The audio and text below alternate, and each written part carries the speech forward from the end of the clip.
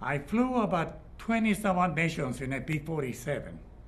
And then we switched to P-51s because the aircraft was a little more agile. It could go, had longer legs. You could to escort the bombers, and that was the primary mission.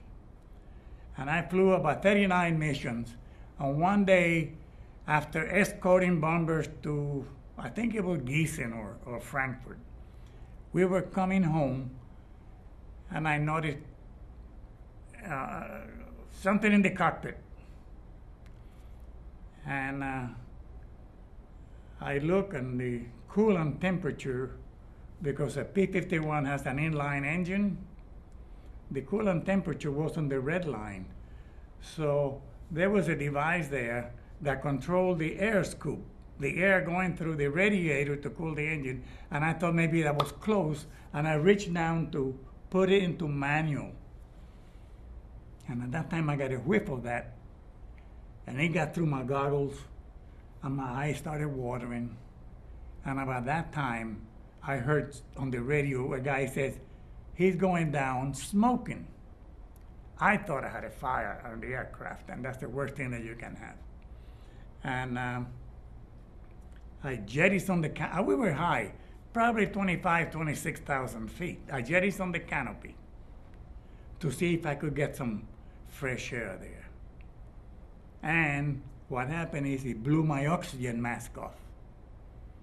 And you need oxygen at that altitude, so I knew I had to get out then. And I had a G-suit. At that time we were using G-suits, which is a device that puts pressure on your lower extremities to force the blood to the brain when you are in a steep turn or you pull in G's, prevent a blackout. And the G-suit was connected, and I was halfway in, halfway out, and that thing was real tight. I had to push myself out. And the reason it was because at one time that connection came loose, and I told the crew chief, make sure that thing is tight, and it was tight. But anyway, I got out, I hit the tail. And I started floating and tumbling, and I tried to straighten myself. And I was looking at the ground, gauging how high I was.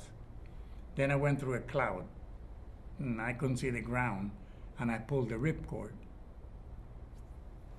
to open the parachute.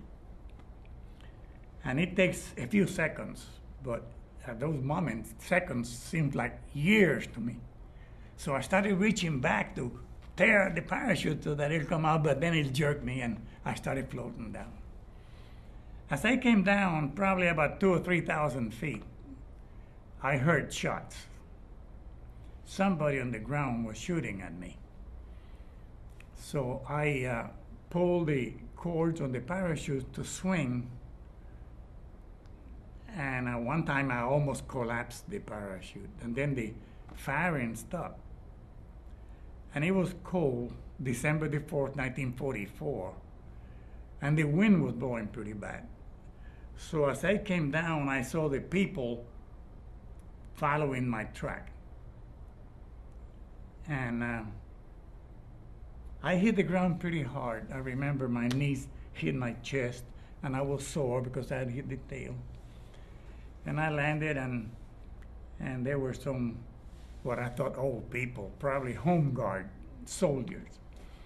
They were pointing their guns at me, and they said, "Pistola." You know, I finally got up, and they said, "Pistola." I knew what it is that they wanted. I had a 45 under my jacket. I played dumb. I said, "Oh, no." But the guy came and unzipped my jacket, and he knew that pilots carry it, and he took it. So I said, "Boy, I've had it now." So they took my watch, my cigarettes, my D-bars. D-bars are little chocolate bars that you had, rations and things like that. I only gave him my name, rank, and serial number. I stayed there 3 days probably, and then they took me to Gießen to get some more clothes in the wintertime. I stayed there maybe 1 or 2 nights. And then they put me on a train to go to the permanent POW camp. When I was in the train, they had assigned one of the, what I thought was old men, probably in the 50s or maybe late 50s. And the old man will go to sleep.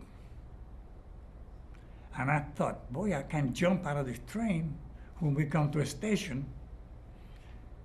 But then I said, what am I going to do in Germany? I don't speak German. I may be doing something wrong. And I chickened out. I didn't do it. Had I known that at that time in Germany, they had hundreds of Spaniards, Portuguese, Italians, people from Turkey, Greece, laborers that they had brought there, I would have blended with them, and maybe I could have gotten out. But I didn't do it. And I was assigned to Dulag Luft Barth in Barth, which is north of Berlin by the Baltic Sea. And I stayed there till the end of the war.